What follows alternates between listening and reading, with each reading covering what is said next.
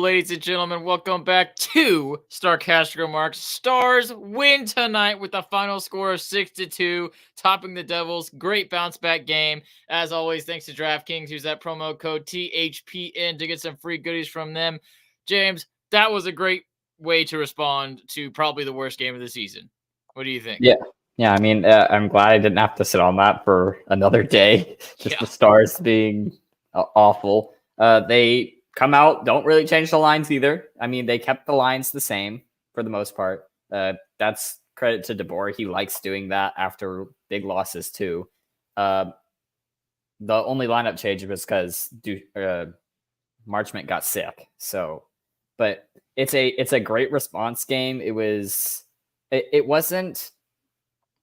I don't think it was much better defensively, but they actually went into the offensive zone tonight, and that kept them out of our zone for longer, and we actually got chances to score goals this time. Yeah, and they really dominated in the offensive zone too. I mean, the Devils, we know they're not the best team defensively, and they were definitely suffering in goal tonight, but you have to give credit to the Stars for taking full advantage of it. I mean, it was as soon as we broke free kind of in that second period, it was done. The game was over at that point. When we got the third goal, didn't matter. Game was over. The Stars piled it on even more as we went later into the third and into the second even. So, yeah, I love the way this turned out. It's the perfect response, like I said, off the top. And the fact that we had the same lines together, like you were saying, James, makes it even better. And I agree with you. I like that when DeBoer does that. It's like, this is y'all's deal. Y'all figure it out. And they figured it out. It was a great response. The Stars have had good responses all season when they've had bad losses like that. That one was especially bad, and they have an especially good response against a bad team, and that leads to a very lopsided game. Because this was, after the first period, this was a domination by the Stars. The first period was a good back and forth period, very offensive by two teams that like to play offense, but after the first, there was no contest. So love that. And really, I don't. The Devils are not bad because we saw them get second in their division last year and then even win a playoff round. I mean, they're not bad. They are hurt, is what they are, and we took advantage of their hurt team and their struggling goaltending. That's what it really felt like tonight. Yeah, the goaltending definitely struggled. You could especially see that from the Craig Smith goal in the beginning of the third period. It's like, well, the Devils are like one of the better. They're the best comeback team in the league, even better than the Stars are. Maybe we'll see something in the third period. Nope, Craig Smith scores on a nothing burger. The dude saves it with his blocker, but he saves it into his own net. So that shut down the third period pretty quickly. But what did you think of this top line? Because we see again Pavelski being taken off that top line. This is more kind of a Sunday topic, I guess, but there's not too much to talk about, so I'm going to bring it up. But Pabst hasn't re-signed for next year yet. And we see Wyatt slot into the center role, or to the wing role on that top line, and him and Rope, at the very least, have some insane chemistry. Yeah, and them, they have chemistry passing wise, but him and Robertson forechecking is like scary. Both of them are super, super hard on the forecheck, and they get lots of pucks that way. But yeah, that was one of the things that I am looking at this game. It's the initial passing of the torch is what it really feels like.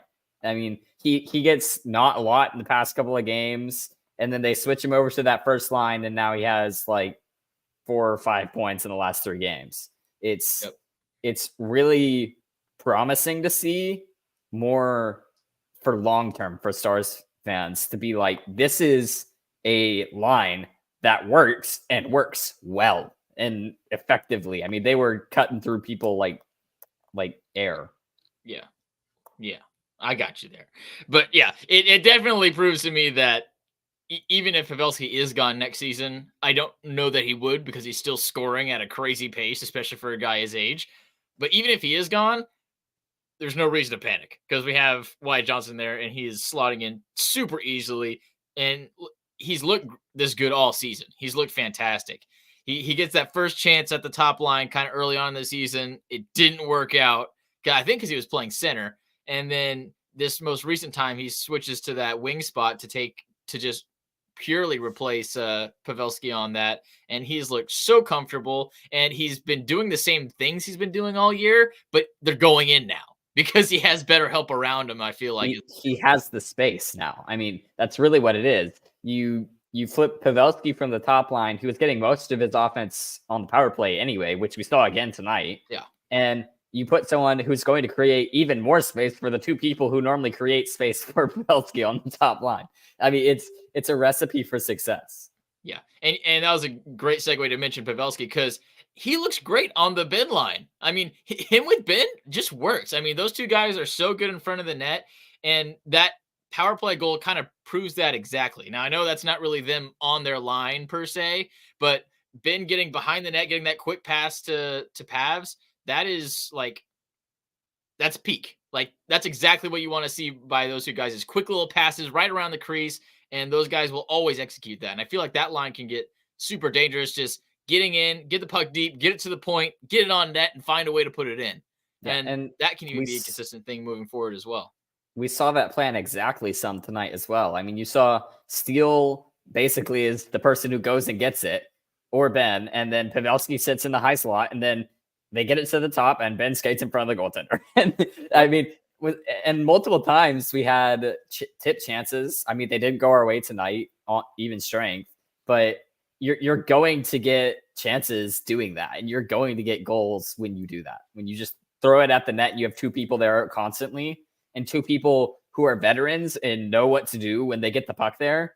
It's a dangerous line for a goaltender who is going to give up rebounds. Yeah. So now having this new line combination, it feels like we kind of have two like really ideal lineups that we can go with any game. And if we're ever in a slump or we need to figure something out, like we saw in the Vegas series late, I mean, we tried to change something up, but we didn't have anything else. I mean, we had one lineup all season. There wasn't really a plan B, but now it feels like this might even be plan A, and the old lineup is plan B, but you have something that you can go to that feels comfortable, that you've had success with. And I think that could really be a great tool, especially for DeBoer, as we talked about recently, him being able to make the right changes recently. This is going to be a huge tool for him to be able to have more impact game in and game out, especially as we go in on a series, is just having another option and not just having to stick with the same lineup and trying to spread people out differently. And this first line is definitely faster. I mean, it has a stronger forecheck, it moves quicker, and when Pavs is on that line, it's more controlled, I feel like, more structured. So it's great to have both options, is what I'm trying to say. And then you have the Seguin line up there with it too. I mean, if you can throw Seguin on the top line too, and you've seen Seguin work as the center as well. So who's to say that Seguin, Johnston, Robertson doesn't work? You know, like that can be a first line option too. There's lots of things that can work there that we've seen fit nicely. So now we've seen Seguin be able to cover for the center when Hintz drops out, and we've seen Johnston excels in that wing position on the first line where Pavelski would normally be. Yep. It helps having a lot of first liners on your roster. I mean, this is the depth of the Stars that we thought we would see this season. And yeah, being able to interchange like that with your top line and get better from this game, or at the very least not lose anything, that's crazy. Let's talk a little bit more about that Seguin line. Seguin, Duchesne, and tonight Dodonov with Marchment being out, which turned into kind of a small storyline after the score tonight. But Dodonov looked a lot better, actually. He's kind of having a tough season, got a couple of healthy scratches, not doing as well as he did last year at the very least. But he looked good on that line, and I think that might give him a little pep in his step. Any thoughts on that, James? I think he looks fine individually most nights. It's when he's trying to play with other players that typically have a problem with him. I mean, he's normally, if there's offsides, he's normally the person who's offside, or he's normally the one that just misses the pass by like that much. And some of that is probably like it's still a fairly new team for this dude. I mean, he still hasn't had a full season yet. 20 games will technically be a full season, but it's split between 2 years. And it feels like he's kind of he's a good player, but doesn't have like a great spot in the lineup to sit. And that's where it's like, it's kind of the same situation as Guryanov, except Dodonov's actually good at playing hockey. Well, that would be an interesting thing for me to see like a Bork or a Stankoven maybe slotting into that position late in the season if this whole Dodonov thing doesn't end up coming around the way it did last year. But we've talked about that enough this season, I feel like, so we'll move on. The defense from the Stars tonight, like you said, maybe not the best game defensively. We still allow 31 shots. Wedgie plays great. He has a couple of big saves. How do you think the Blue Liners fared tonight, James? I think it was fine tonight. A lot of it, we defaulted just back to Lindell and Hakanpää because we were up by a lot late. I think that last like 10 minutes of the game, we saw the first line on the ice maybe 3 times. Yep. So it's kind of hard for me to tell, but overall, I thought they played fine. There was that one time Hanley jumped up on the rush and passed it between his legs to Rope Hintz after he already had 2 goals and they didn't shoot it. But it's okay. I mean, that's probably the best play Hanley's ever made, and we don't get a shot on goal from it. But yeah, I mean, they looked fine tonight. It's tough. It's makes it a little easier when you're playing against a tired team on the other side. I agree. I think it was fine. The slot chances, there wasn't too many of them. There was very few. For how many shots there were not a lot of slot chances. Yep, and that's kind of the thing you want to. This team prioritizes. The passes out of the zone are still really bad. I mean, the last Devils goal shows that. I mean, I know it's garbage time, but that's just.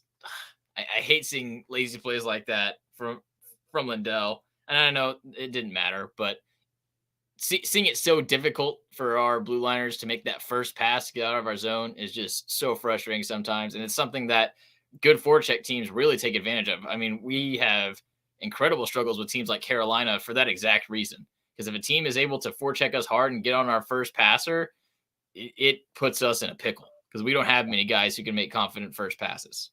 And it just amplifies it with the fourth line playing for like 4 of the last 8 minutes. I mean, they played half of the last part of the game. Yeah. Fourth line played a lot more than normal. I didn't know where I was going. Yeah. We had our worst players playing, so the stats would have even looked better for us if we had kept the foot down the whole time, which we didn't need to do because it was 6-0. Yeah, that's all I got from tonight. Overall, I'm very happy with the response of the group as a whole. I mean, everybody was way better tonight. And it's easy when you have such a terrible game in Philadelphia, but they did it and then they did even more. And it didn't matter that their opponent was playing bad. They still knew that they had to play up to their level, and they did that. And they dominated the game, took care of business, got the 2 points on the first of a back-to-back. And we're going in tomorrow night with some momentum at least, and hopefully a little bit of extra energy. And we didn't even talk about you want to mention the Wyatt Johnston goal, because good night, that was a dang goal. And then we didn't mention specifics. That Wyatt Johnston goal was disgusting, and that better be on the top 10. That was nasty. I mean, he did it when it was 5-0 too, though. But so like a little bit of but it was still a sick dangle around Luke Hughes, rookie defenseman. Yep. Yeah. I would say that might be some kind of crime to do that on somebody so young, but that's me. Johnston's the young too. Yeah. And then one other thing to mention, I don't know who this foot guy is at the end of the game. He was having it Robertson for no reason. Doing it all game long. What makes it worse is that we were on our last power play. We intentionally put out our fourth line, like our entire fourth line, the 4 people who are go on the fourth line. We played the power play, and then the second the first line touches the ice, foot is on the ice and after Robo. Like, calm down, dude. Dude's just trying to make sure coach remembers his name. He'll be back in the AHL in no time. I hope he has fun down there playing against all the scrubs. Biggest winner, biggest loser. Biggest winner. I'll give mine to Wedgwood just because he still faced a high volume. There were very big stops he had. Stars were there for him on the rebounds all night long. I mean, not a single rebound chance basically for the Devils after like the first minute. There was like that first minute where they had like 3 shots in the first 40 seconds, and that was really bad. But after that, I mean, we cleaned up his rebounds. He stopped the few chances that did get to the slot, he stopped. So he was pretty big tonight. And he used his head great. Multiple times. You'll only get that if you watch the game. I'm going to give mine to the other guy who definitely needs it. Roope Hintz, absolutely great game. That second period, his execution is just top notch. Anytime he gets the puck and he's in those spots, it's like 95, 98% is going to go in the back of the net. He's just so consistent. Another shorty, and then another one from Johnson. The dude is nuts. I feel like he even has another level higher than this that he could get into at some point. Because if he could find more chances like this, he never misses. He doesn't miss. It's crazy. And even tonight, he had that chance up close early that he elected to drop pass to Hintz. Oh yeah, that one. Yes. Yeah, you're talking about completely the other one too. Like he does this every night now with this first line. He gets like 3 chances a night where it's like him and the goaltender, and sometimes he's too close and he can't get it high enough. But like it's all the time. All the time he's doing that. And he's getting it even more now because the first line is just creating more space for him, and he creates more space for the rest of them too. That's the one thing you can argue that he's not good at. He's not good around the crease. If he's not moving and he's around the crease, he's not great at it. But if he's just a little bit further back or he's got some speed, look out. Biggest loser, James. Foot. Screw that dude. What the heck, man? Chill. Yeah. I mean, he was talking it up all game long, takes a penalty even, and takes one at the end of the game, and then they give him a 10-minute misconduct as well because he deserved it. Yep. Luke Hughes got undressed and spanked on center ice. I mean, goodness. That's embarrassing.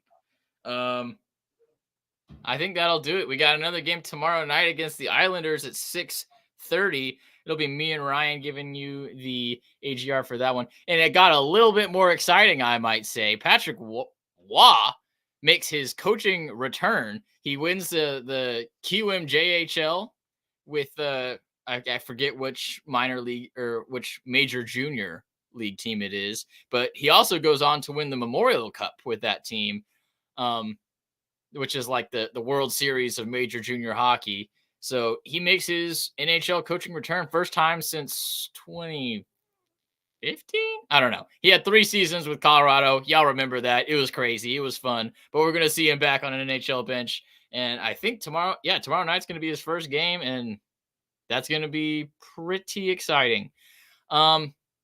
Anything else to throw in at the very end here, James? This new first line looks really promising. I want to keep seeing it. It is fun. Every game, even in the Flyers game, you saw glimpses of it. They didn't do it the whole time, and that was kind of a team-wide thing. But you saw 2 or 3 shifts where they were just flying around, circling the entire team, the entire opponent by themselves too. I mean, they don't pass it up to the top as much as like Pavelski would on that line. They are just skating circles around the opposition, getting the defense flat, and then just attacking the net. It's definitely exciting. Let's keep seeing it. Well, that's going to do it for us tonight, guys. Thank you for tuning in. We will see you again tomorrow night at 6:30. And I wish I could throw it over to somebody, but it's me closing it out. So GG, boys. Bye.